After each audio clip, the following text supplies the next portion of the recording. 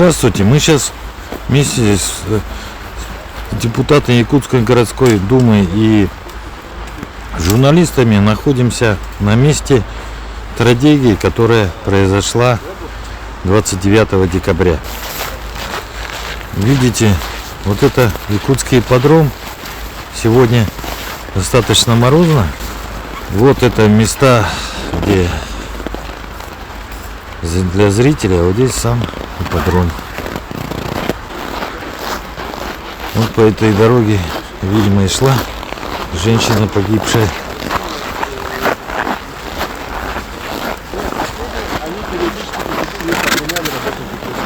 У них же сейчас прав нету на отлов, да, как бы и на это. Да, поэтому они просто прогоняют.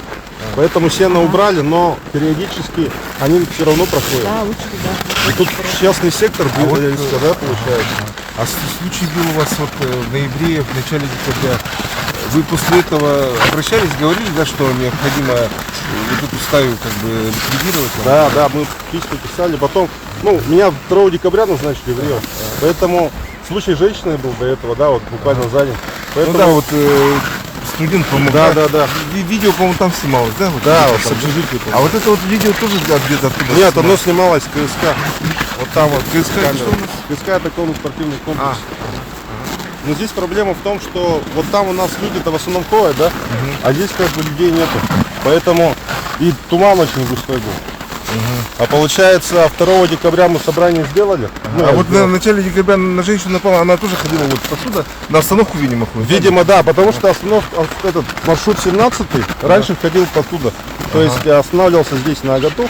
Но так как там появился новый микрорайон, получается 17 маршрут сейчас ходит по автодорожной, потом по Красильниково и дальше по ранней Но мы говорили об этом, что вот людям, которые, допустим, живут в той части, да, неудобно ходить в третью поликлинику, они ездят в центр, делают пересадку. Да.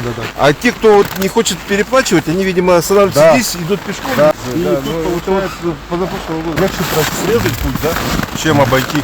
Так, после этих случаев вы тогда писали, да, письмо о том, чтобы отловить эту стаю собак, получается, да? И в итоге никто ничего не сделал, да? Нет, отлов был. Я отлично видел, то, что мы обход же делаем, тут машина стоит, да? Но дело в том, что когда они проезжают, собак уже нет. Они же перемещаются, то есть. Они Постоянно безработные. здесь они у вас не находятся? Нет, да? нет. То есть, Не под домами, да? нет. Просто говорят, что где-то там под домами постоянно. Ну, под домами я осенью лично видел, да? Они выбегали, но сейчас их в данное время нету, потому что с полицейскими тоже ходили под домами, осмотр делали. Там собак нет. Просто вот кто занимается вот в спортзале, они видят их, до сих пор видят. Вчера до сих пор видели, позавчера видели. Да? Да, видели. Поэтому это подбегать не возможно. Нет, тогда мы этот вопрос тоже решим. Ну. Чтобы люди вообще не ходили по ипподрому. Да, надо вообще закрыть. Вообще закрыть. Да, там закрыли. Не, ну дело в том, я что они вижу, почти что там могут. тропа-то свежие, сегодня только ходили же. Видно же, что люди ходят. Не, ну вот если вы там закроете, тогда уже не... Да, чтобы оттуда люди тоже не проходили. Альберт Никандрович, в принципе, вот посещение данного места, оно вот что дает для Якутской городской думы? Ну как, мы на месте разбираемся, нам же надо выехать на место, посмотреть. Поступали сигналы, что вот вчера, позавчера собаки здесь продолжают ходить. Вот сегодня, вот сейчас даже депутаты увидели свору собак. О чем говорить-то? Поэтому мы и предлагаем от греха подальше надо закрыть. Значит, если не воротами, пока по времени с ними до весны, значит, мы понимаем, что пожарная безопасность должна соблюдаться, да? Но надо закрыть, чтобы люди не ходили, потому что тропинки-то свежие, видно, что люди ходят. Поэтому, не дай бог, опять повторение ситуации, мы просто, грубо говоря, не переживем это. Поэтому, конечно же, нам необходимо, как депутатам, овладеть ситуацией и, соответственно, выезжать на место, разбираться, смотреть, что и как.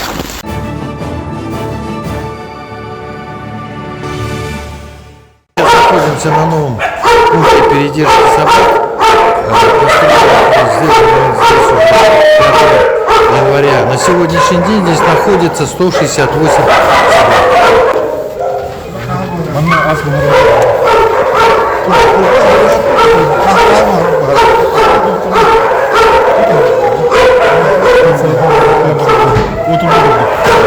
Промышленный клуб.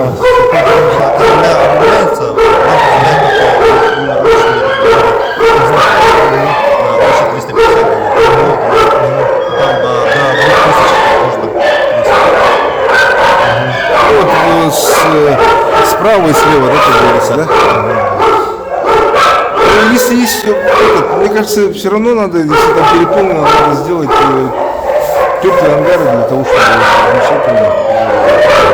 Потому что, ну понятно, что 106 там могут еще, да, столько-то завезено.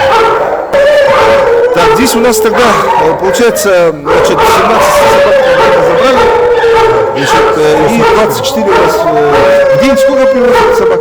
Ну, по-разному. Где-то 18, 25. 18, 25, да. Я почему спрашиваю, да, вот мы сейчас были в Агатуше, да, там у нас, вот, мы сами сейчас вот видели, что стая собак все равно были. А вы сами производите отлов или же вам привозят? нам привозят. Отловом вы не занимаетесь, да? Отловом будем заниматься тоже.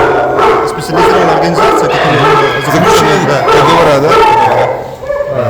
Приобретаем термики. Тогда надо обратить внимание особо в Агатуше. Сейчас вы видели, да? Что нам стая тоже говорит. Поэтому надо, как говорится, это от греха подальше. Возможность есть расшириться или нет еще? есть возможность на 320 собак. На 320 собак, да? То есть в 2 раза можем, да? И в том числе на 30 тут должны построить теплое помещение. А там есть какой-то план действий, да, по срокам? Ну, сейчас пока на данный момент сроки обозначены на конец февраля, уже на Ощенко обеспечит расширение. Обеспечить наконец февраля. На 1300 мест, да, получается? Да? Вы успеете, да, к концу февраля? Ну, если финансовые средства доведут, то да. Сейчас пока финансово идут за счет резервного фонда в связи с ЧСом, получается. Ну да, но если только так. Если только так, да. Потому что надо, получается, спешить делать. Вопрос по содержанию, Киша. Если сейчас, вот, ну, условно говоря, содержим порядка 1500 собак, средства нам пока что с департамента ветеринарии хватает на содержание. Если мы сейчас вот, построим дополнительные места, увеличим 10 пункт передержки и будем содержать порядка 3000 собак, средства вот этих мы где будем брать на содержание? От какой источник, предполагаю? За счет субвенции. Да, за счет субвенции. Республика готова, да, вроде? Или мы должны за счет бюджета городского? Не, ну они же говорили, что в рамках прошлого года они дают. Помнишь, на... Они дают сейчас, условно говоря, на 1500. То есть они не из расчета собак, а сколько было освоено в прошлом году, столько и выделяют. Но это же не совсем как бы справедливо, да? Согласитесь? Немного выше. Ну, немного выше, да? Условно говоря, если мы Было 29-31, да? 21. Ну, было же 29, да, получается? Ну, почти 29, там 28 800, да, если округлить 29. Николай же озвучил цифру. Годовое содержание 1200 собак обходится в 116 миллионов. Если вот эта сумма 289 рублей. Цифра была вот звучала на депутатских слушаниях такая. Ну, я думаю, наша СБК вместе с департаментом посчитает цифру. Ну, и будем потому что там цифра будет колоссальная. То есть будет это все Ну да, ну говорили же, что там, если бы там всех собак попробовал, то там полмиллиарда не хватит еще рублей. Да. Просто вот приюты обязательно строить. Какое-то определенное количество. Но сейчас Потолок должен быть. мышление запрещено, эвтаназия запрещена. Сейчас только мы рассчитываем на то, чтобы пожизненно содержать собак. Это фантастика. Ну, реальная жизнь такова, что делать? Мы людей не можем больных содержать пожизненно. А тут собак бесчисленное количество, которые изо дня будут расти. позже, но это действует во всей стране. Надо закон менять тогда. Мы говорили об этом, что нам необходимо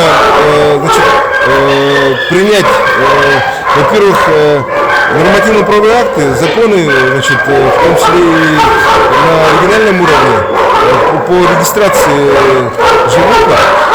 Вот, и, соответственно, чтобы их можно было промаркировать, причипировать для более оперативного установления владельцев. Вот, и в этом случае, естественно, у нас будет полнота картины. Мы будем знать, сколько, значит, собак находится у людей, да, значит, можно будет устанавливать, кто, значит, просто выпускает собак там, без, скажем, на самовыгуле, да. Вот, поэтому это все должно регистрироваться. мы потом еще говорили о том, что мы не должны, вернее, мы должны ввести изменить закон в части невыпуска собак в прежней среду обитания. Вот. Если, значит, позволить финансирование, то, соответственно, мы должны уже пожизненно содержать в этих приютах, пунктах передержки собак. Пусть даже пусть они будут временные, да? Вот. Дальше мы говорили о том, что нам необходимо принять изменения в КОАП, кодекса об административных нарушениях, где предусмотреть ответственность владельцев животных. И, соответственно, вот как приводили пример, значит, Республику Бурятия, где было наложено около 2000 штрафов, и, соответственно, там ситуация улучшилась после этого. Ну, волонтеры еще сказали, Необходимо, чтобы на уровне уже правительства Российской Федерации была разработана методика о том, что об определении, значит, неадекватной такой агрессии со стороны животных, да, которые без владельцев, чтобы мы понимали, о чем идет речь. Также нам необходимо определиться с численностью, да, животных, чтобы мы могли запрашивать уже конкретные расчеты, запрашивать финансирование уже с вышестоящих бюджетов, чтобы не на пальцах объяснять, сколько у нас собак, да? Потому что на данном этапе не существует конкретной методики подсчета поголовья. Может быть, по части собак там агрессивных очень, да? Мне кажется, без каких-то крайних кардинальных мер все равно, наверное, не обойтись. а какие крайние кардинальные меры, вот лично ваше мнение, какое? Это гуманное усыпление или как? Я думаю, что да.